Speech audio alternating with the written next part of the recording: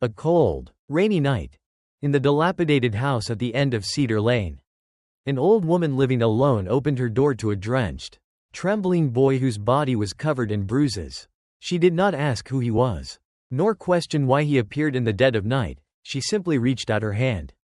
As if she had waited her whole life for this moment. No one could have guessed that this seemingly small act would sow the seed of a miracle. The nameless child would become a federal judge. And that elderly mother would be known by the world. Not for fame, but for her compassion. In a quiet corner of Italy, where cobblestone streets flow between ancient buildings like the very breath of time, there is a small house at the end of a lane called Via Bellaria. Nothing stands out, no ornate iron gate, no grand porch, yet anyone passing by knows well. The scent of toasted bread always drifts from its slightly open window, accompanied by soft classical music carried on the breeze. That house belongs to Mrs. Elena Romano, who has lived there nearly all her life, unassuming, expecting nothing grand beyond peaceful mornings and hearty dinners for anyone needing a haven. Elena is not a celebrated local figure. She has no social media accounts, holds no office, and her old Fiat often conks out on cold winter mornings. But she possesses one thing everyone remembers: warmth. No one ever knocked on her door and left empty-handed. Her minestrone is famed as the cure for a weary heart. And above all, she lives by an unchanging principle: whoever is hungry is a guest. Whoever is tired is family. One October evening, rain poured down in torrents as if washing the hills on which the town stands. Elena sat by the hearth, hands on an old book, when a gentle knock came. No haste, no panic, just 3 even, soft taps. Like a cautious premonition, she set the book aside, stood, and walked to the door. Before her stood a small boy, so slight, his dark hair plastered to his forehead by the rain, wearing a cloak so thin the wind blew right through it. His eyes, olive green, were sunken, not with fear, but with something more painful, exhaustion, not of his legs, but of a heart that had run too long without rest. He hesitated, lips turning pale as he whispered, "Per favor non mi mandare via. Please don't send me away."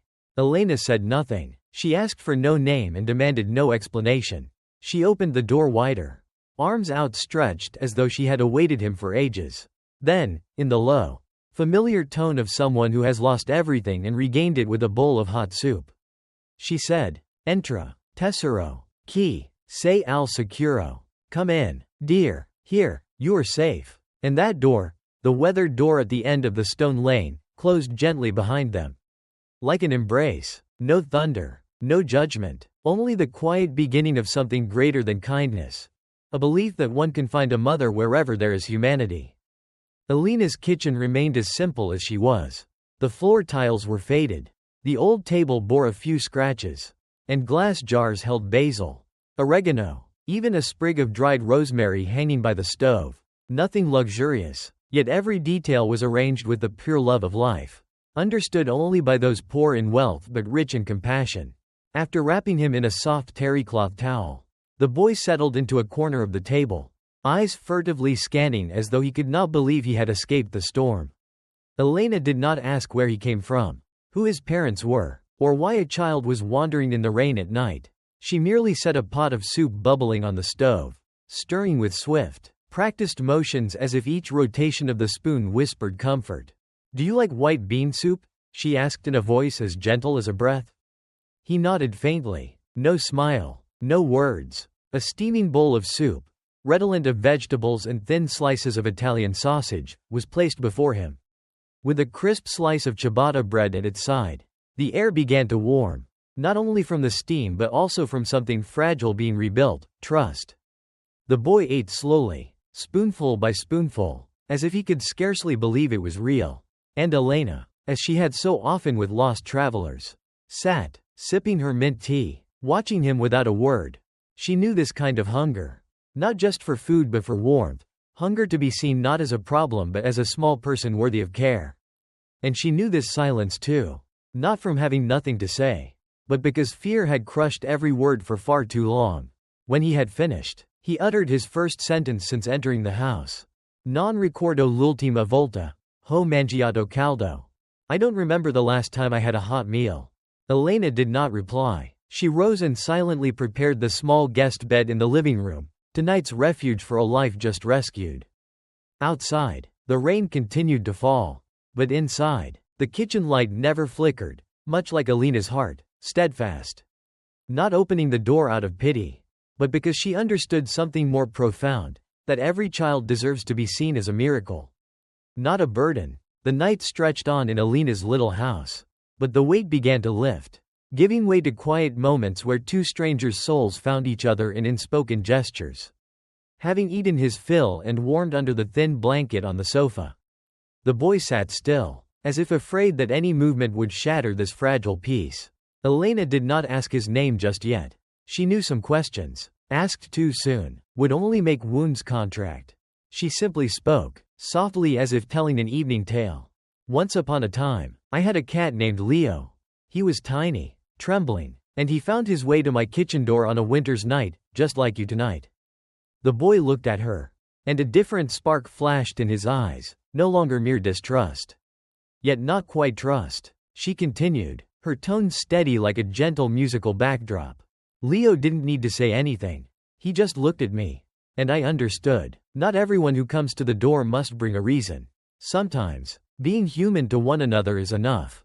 At that moment, a first crack across the ice, the boy softly spoke. My name is Luca. His name felt like a confession. A key unlocking a world long sealed. Elena smiled quietly, neither grand nor loud. Yet it made the space feel warmer. Luca, she repeated his name with reverence, as if it were a newly gifted treasure. That's a beautiful name. In Italy, it means light. Perhaps that's why you came here, to bring some light into this old house. Luca lowered his gaze, but his face no longer huddled as when he first stepped inside. I don't want to cause trouble. I just didn't know where else to go. Elena was silent. She understood that feeling well. When the world outside is vast yet offers no place for you. Here, she placed her hand lightly on the back of the chair near him. This isn't anyone's special house. But tonight, if you need it to be home, then it will be home. The atmosphere grew thick, not with sadness, but with unnamed emotions. On a rainy night in Naples, a boy named Luca entered the life of an old woman with a single plea: please don't send me away. And she, instead of asking, why, answered with a bowl of soup, a soft towel, and a fearless sleep. Elena's small living room was now the refuge of a rare tranquility, not empty silence, but a rich peace woven by a lamp's warm glow, the slow clock ticking, and the steady breathing of a child nestled on an old sofa. Luca lay there, eyes closed but eyelids still creased, as if he could not believe he was safe even in dreams. Elena did not sleep. She sat in the armchair by the window, where she usually reads or knits on winter nights, but tonight she merely sat. Hands clasped, eyes fixed on the small form curled under the woolen blanket. Outside, the wind still whispered through the shutters, sometimes sighing like the lingering ache of an imperfect world. But inside the house, something had changed, not the air, but gravity. Every care, every heartbeat, every instinct to nurture pulled Elena toward the stranger child. She had once had children and knew well the terror of a child's nightmare with no one to call. Seeing Luca tense in sleep as if to defend himself tonight, she rose silently, fetched another blanket, gently tucked him in, and stroked his rain-damp hair. No words, no promises, just an act enough to tell a small soul, you don't have to face this alone anymore. Sometimes Luca moaned softly in his sleep, the vague echo of a healed wound. Elena only squeezed her hands tighter, fighting back tears. She knew she could not erase his past, but if she could keep his sleep unbroken by fear tonight, that would suffice. Near dawn, when the first city lights filtered through the thin curtain, Elena saw Luca shift and relax fully. Every crease on his small face smoothed out, and she understood, he might be sleeping without guarding his heart for the first time in months. She leaned back in her chair, eyes stinging. Sometimes no miracle is needed, just someone who doesn't turn away. The next morning, sunlight streamed through the dusty windowpane, casting golden streaks across the worn wooden floor. The scent of coffee mingled with the aroma of toasted bread from Elena's tiny kitchen, where mornings began not with an alarm but with the gentle ritual of care. Luca sat quietly at the table, wearing an oversized sweater Elena had found in an old chest. which made him look even smaller. He said little, only occasionally looking at her. Then lowering his gaze to the bread she had carefully spread with butter and honey, a luxury in his former life. But to Elena, the bare minimum a child should have. "Would you like an egg as well?" she asked softly, hands never pausing to stir her coffee. Luca lifted his eyes, unsure how to answer an ordinary question. After a moment, he simply nodded and looked down again. Elena understood. Trust cannot be hurried. It must have been nurtured over low heat. As she toasted the bread slowly until both sides were golden. When a knock came, gentle yet firm, Elena set down her coffee, wiped her hands on her apron, and went to open the door. The woman outside was a familiar face, social worker Harper. Her eyes were professional and kind, a rare combination in her field. "Good morning, Mrs. Elena. We received your call last night," Harper said in a voice as light as a spring breeze. "I'm here to check on Luca and talk a bit." Elena nodded, stepping aside. "He's having breakfast. He slept through the night." Harper entered, her gaze settling on Luca. The boy looked up, gripping his spoon, but did not flee. Harper offered a warm smile and sat down, close enough to connect, yet respectful of his space. Elena stood behind Luca, one hand resting gently on his shoulder. She said nothing, letting him feel her presence. At that moment, she realized that the door she had opened the previous night wasn't just wood, it was the door of trust. Once again welcoming a life in need of protection. And this time, it would never be locked again. Luca quickly grew accustomed to the unhurried rhythm of life at Elena's. Not because everything was easy, but because he no longer had to guard every breath here. In the morning, Elena taught him to brew mint tea from the garden behind the house. In the afternoon, they read together on the porch, where sunlight filtered through bougainvillea, painting the walls with sparkling patterns like stained glass.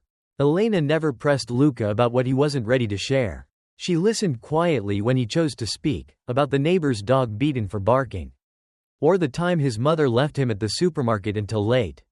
And then, amid his broken stories, Elena would respond by sharing the scar on her arm, a burn from trying to keep a pot of porridge warm for her feverish niece in winter. "Sometimes we survive by our scars," she said, "but we truly live when someone soothes them." Luca began sleeping more deeply each night. There were no more muffled calls for "Mama" in his dreams. Elena knew he still carried hidden fears, but they were receding. Trust, fragile as slanted afternoon light, was warm enough for a child to learn to smile without worry. Harper visited several times a week, each bringing coloring books or carefully printed forms Elena needed to complete to formalize care. Beyond paperwork, Harper witnessed the change in how Luca set down his spoon without hesitation and how he met an adult's gaze without turning away. One afternoon, Harper stood by the gate, watching Luca pedal his bike around the yard. He laughed widely when he nearly tumbled, then looked up and called, "Grandma, I made 3 laps without falling." Elena, from her wooden chair on the step, waved, her eyes shining. Harper turned to her softly, "You know, some cases need a new column in the file. Not victim, but healing in progress." Elena said nothing. She watched the child circle in the sun, gripping her worn sleeve. She knew in her heart that Luca was not just healing, he was growing toward the light. Time slipped by like petals drifting onto Elena's porch, gently, almost silently. Luca now knew how to laugh brightly, tell stories with sparkling eyes, and fold his blanket each morning as if smoothing out the day ahead. But one extraordinary evening, Luca sat on the doorstep, holding the little notebook Harper gave him on his birthday, and whispered a question Elena had not expected. "Grandma, if I grow up to be a lawyer, can I help other kids like me?" Elena paused, not at the question, but at his voice. It no longer bore the fractured tremor of fear. It had shape, nuance, like a small stone beginning to polish itself into something greater. "You can help," she answered briefly, then added in a voice as soft as wind through leaves, "You will do good, Luca, not because you must, but because you know it's right." From that day, Luca's dreams went beyond sleeping warmly under a blanket. He began asking about vocabulary, simple laws, and justice, a concept he once believed existed only in fairy tales. Elena did not extinguish that dream. She let it grow as one enables a sapling to seek the light, without forcing, but always ready to nurture each drop of faith. One day, Harper brought a letter, an invitation to the final hearing where Elena would be officially recognized as Luca's legal guardian. The boy hugged her tightly, whispering in her ear, "I don't need paperwork to know you're my home." Elena held him, eyes glistening. "I don't need a judge to know you are the greatest blessing I've ever welcomed." That afternoon, Elena lit a small candle beside her late husband's photograph. He had passed many years before. She did not pray. She only whispered, "If you were here, you'd love this boy as I do." Outside the window, the sky brightened, and Luca, no longer simply a rescued child, was a green shoot, a beacon of hope, no longer hiding in shadows, but stepping forward, slowly yet surely, guided by the gentle call of kindness. Years passed like a soft melody, unhurried, unostentatious, quietly weaving itself into memory like tea sent into porcelain. The little wooden house on Cedar Lane still stands, its paint faded, its garden less florid than before, but the love remains undimmed within. Luca is now a young man. His face retains the gentleness of the boy he once was, but in his eyes burns the fire of determination, kindled on nights of hunger, by the gaze of a woman who believed in him when the world looked away. On the day Luca stood before the lecture hall to receive his law degree, Elena sat in the front row, her slender hands clutching that little notebook from long ago. The auditorium applauded, but she only watched Luca, not as one applauds achievement, but as one beholds a miracle realized. After the ceremony, Luca led her through the departing crowd. He said nothing at first, then opened his pocket and handed her a stamped document. "Elena Florence," he whispered, "I've officially filed to add your name to my family record. I am no longer the child no one acknowledged. I am your son, on paper, in every way." Elena's trembling hand traced the words, one line written in the heart's blood. "Legal guardian. Elena Florence, relationship, mother. You have always been my son," she murmured, eyes shining. Today, the world finally recorded it. Months later, they returned together to the old house, the place where it all began. Under the ancient pines, Luca paused, gazing at the darkened wooden door weathered by time. "I think," he said, "it's time I open another door for children like me. A community legal center, where abused or abandoned kids can truly find protection." Elena did not answer immediately. She only smiled, pride glowing in her eyes. "Just remember," she said slowly, "no matter how many doors you open, this door will always stand open for you." And so the story closes with a silent promise that a small act, a bowl of soup, a blanket, outstretched arms, can save a life. In a world of injustice, compassion must not be loud to be great. It only needs a door that never closes. The tale of the lost boy and the old woman who opened her heart is not merely the journey of two solitary souls finding each other, but a profound testament that even the slightest kindness can become the lever that changes destiny. In a hurried, suspicious world, sometimes a hot bowl of soup, a gentle word, or a timely embrace is enough to rekindle hope in a lost soul. We cannot always know the battles others silently fight, but we can choose not to look away. For as Mama Elise did, opening not just her house's door, but the door of compassion, she began a brilliant future she never imagined. And Nathan, who once only fled, now stands firm in court, carrying forward the legacy of unconditional love. Remember, great things often start from the simplest acts. Perhaps you, too, are sowing seeds of a miracle yet unseen. If this story moved and inspired you, please click subscribe and ring the notification bell so you won't miss more meaningful stories. Every follow is another step we take together to spread kindness and compassion everywhere. Thank you for listening, and see you on your next emotional journey.